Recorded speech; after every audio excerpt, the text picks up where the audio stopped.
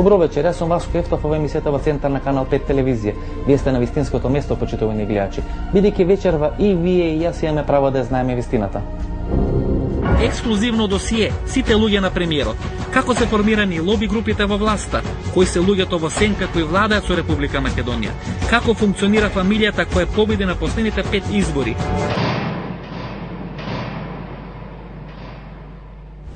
Вечерва ќе може да проследите нашето телевизиско досие на тема сите луѓе на премиерот. Еве го нашиот избор за вечерва.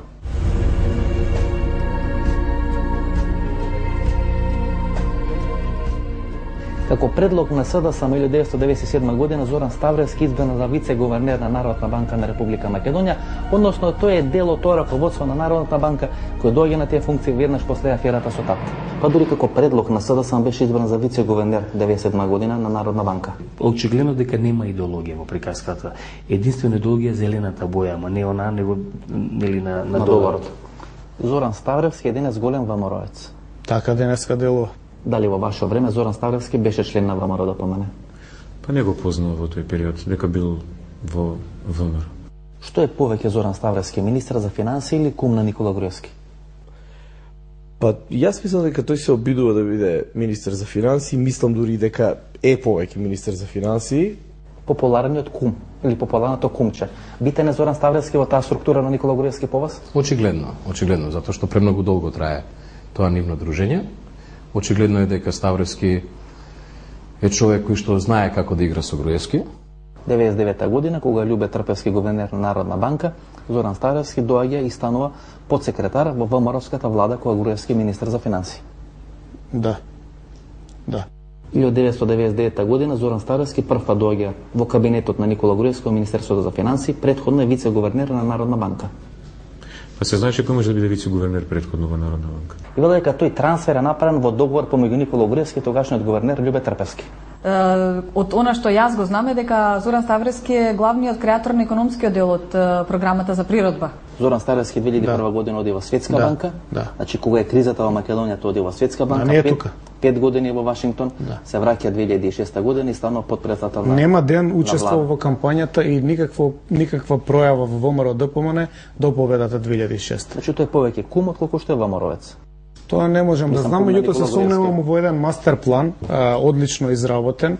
Зоран Ставревски секогаш беше за близок на Охридско лоби, тука беше Љубе Трпевски, тука беше Илија Илиевски, тука беше директорот на Охридска банка, Неинвестбанк и така натаму. И тоа лоби секој беше близко до СДСМ. Изненади неговиот трансфер 99 година во финансии, кога Љубе Трпевски го праќа како некој начин помош за Никола Груевски, кој тогаш доаѓа да биде министер. Најде што Зоран Ставревски на интересна фигура. Обично такви мали луѓе со големи амбиции доаѓаат во позиција кога некој нешто ќе им понуди да го прифатат. Тоа и стануваат преку многу големи. Али има една друга филозофија во животот, нели? Падовите на тие мали луѓе кои што летаат на големи височини е многу интересен. Ако го земе српското сценарио кај што кумот секогаш го прелажува или го издава кумот, дали може да се случи во македонски услови Зоран Ставревски да биде Јадранка Косор на Никола Груевски, како што имаше спекулации? Мислам дека не. Заради тоа што за да се случи тоа, потребно е количество на идеологија во владењето, за да има на што да се фати па да се разединат, нели, во целата работа. Мислите дека Зоран Ставревски има лидерски амбиции во ВМРО да помане? Јас мислам не. Подосна тоа пријателство прерасна во кумство и еден од луѓето кој најдолго има останато до Никола Груевски. Да, и мислам дека економската политика му е доверена целосно на Зоран Ставревски и мислам дека Никола Груевски многу му верува на Зоран Ставревски за економските прашања. Денес се уште постои дилемата дали Зоран Ставревски, можеби после истекот на мандатот на Петар Гошев, ќе биде новиот гувернер на Република Македонија. Како Зоран Ставревски успеа да биде толку доминантен? Никола Груевски очигледно му верува на тој човек. Затоа што му верува, меѓутоа искрено да ви кажам, јас се уште сум изненадена што обстојуваат, бидејќи Никола Груевски не трпи човек со интегритет и со принципи покрај себе. Сигурно меѓутоа во тој конфликт Ставревски Рајко Слаевски, Никола Груевски застана на страната на Зоран Ставревски. Да, затоа што му верува. Затоа што му верува, сигурно повеќе од Славевски се разбираат, имаат некоја релација, меѓутоа јас мислам дека нема ни тоа вечно пријателство да трае со оглед на тоа што Ставревски сепак има интегритет и принципи и силен карактер. Посилен од Никола Груевски. Мислам дека дури и Трајко Славевски беше жртвуван поради Зоран Ставревски. Значи во тој еден период по некој начин Ставревски и Славевски дојда во конфликт, Груевски застана зад Зоран Ставревски. Да. Денес се говори за две структури околу Никола Груевски, две структури во политичкото и во бизнис лоби на ВМРО ДПМН, едната која представува Сашо Мјалков, едната која представува Зоран Ставревски. Може ли Зоран Ставревски да биде панда на Сашо Мјалков? Може ли Зоран Ставревски да се смета дека има таква политичка и бизнис тежина во врвот на ВМРО, во споредба со Мјалков, например? Јас мислам дека Мјалков е најмоќниот човек до Груевски. Меѓутоа Груевски можеби тоа вешто го прави.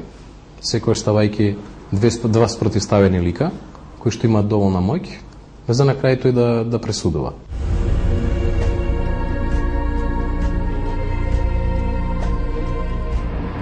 Во политичките кулари во Скопје Мартин Протогер важи за внук на познатиот генерал Александар Протогеров, кој беше бугарскиот херој на Балканските војни и беше долгогодишен шеф на бугарските масони.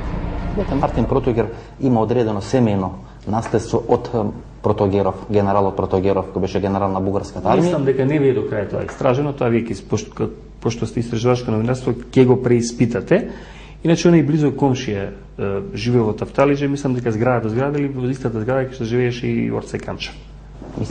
Мислите дека таа е врската? Не знам сега, тоа е за втората емисија, демаца ќе се потрудите да поработите, многу лесно сака да дојдете до податоци. Мартин Протогер, дали неговата моќ е навистина толку голема и реална или е фиктивна, и сите се обидуваме од Мартин Протогер да направиме одредена боксерска вреќа, кај што за тек на време, наместо кон Груевски ќе се насочат сите удари кон ВМРО ДПМН. А можно е тоа да е тактика, инаку Мартин Протогер го донесе Милеја на Киевски во штабот и он кога дојде некаде 4-5 месеци пред изборите почна интензивно со мене да се дружи. Мартин Протогер. Да, и пиевме кафе и така ништо не му беше јасно бидејќи дојде вака прво дојде од новинарската фела каде што бил некој шеф на соработник. Прво бил соработник, се обидувал текстови да пишува, не го обиднало за текстови, после отишол кај Керим. На предлог на Милеја Некевски, Мартин Протогер влага во врвот на ВМРО ДПМН, а всушност врската помеѓу Мартин Протогер и Милеја Некевски се газдите на Лозар Пелистерка во ВМРО ДПМН. Ама картата за влез му е Миле. Значи кога влезе, дозволете, ова ќе ви биде интересно, кога влезе, тој почна интензивно со мене да се дружи. Едно, 2-3 недели додека да биде забележан од групата на Гордана и на Миле дека искача со мене на кафе, за веднаш да биде прекинато. Че вие сметате дека господинот Мартин Протогер од целото тоа купче на луѓе блиски на премиерот има најголема политичка тежина или има најбитно влијание врз носењето на одлуките на премиерот? Па мислам, прво има висока функција, значи тоа не е само шеф на кабинет на премиерот, туку и генерален секретар на партијата. Милеј Некевски од шеф на кабинет на Груевски оди во Водо, тогаш влегува, и на неговото место го носи Мартин Протогер. Он го носи, Миле го донесе место него. Мислите дека Мартин Протогер првично е човек на Милеј Некевски? Не е човек на Милеј Некевски, се познавале, можда по линија на СДСМ, не сум сигурен, меѓутоа имам индикации. Мокен ли е Мартин Протогер толку? Јас не сметам дека Мартин Протогер е мокен човек. Мартин Протогер прво е млад човек. Пред тоа беше шеф на кабинет, помалку или повеќе секретарка на Срđan Керим.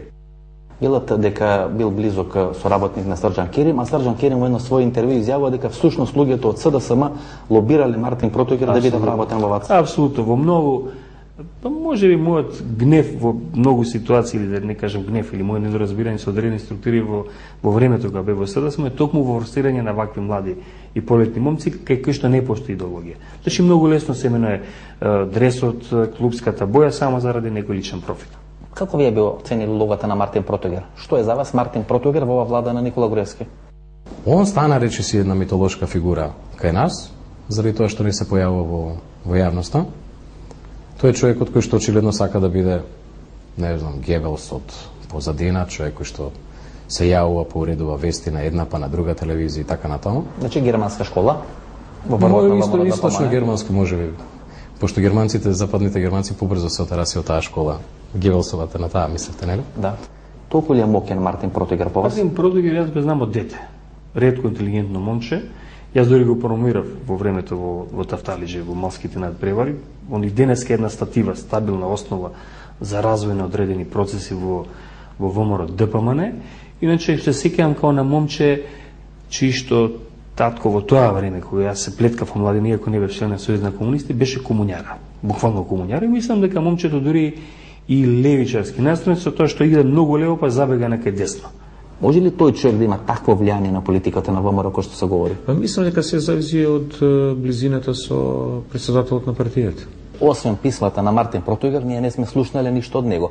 Дури ни гласот не му го знаеме. Да, бојата на тонот не му ја знаеме. А направивме митска фигура од него. Све што паметно има направено ВМРО ДПМН, го има направено Мартин Протугер. Тоа е лајт мотивот кој денес се врти во Република Македонија. Па ние и од Итар Пео направивме митска фигура, историски не ни одговара тоа, ако добро замислиме. Значи мислите дека митот за Мартин Протугер ќе падне во оној момент кога ќе се појави пред камера? Да, мислам дека тој човек има една добра особина сигурно, а тоа е дека го послушал неговиот пиар мајстор, кој што му рекол нема да се појавуваш во јавност.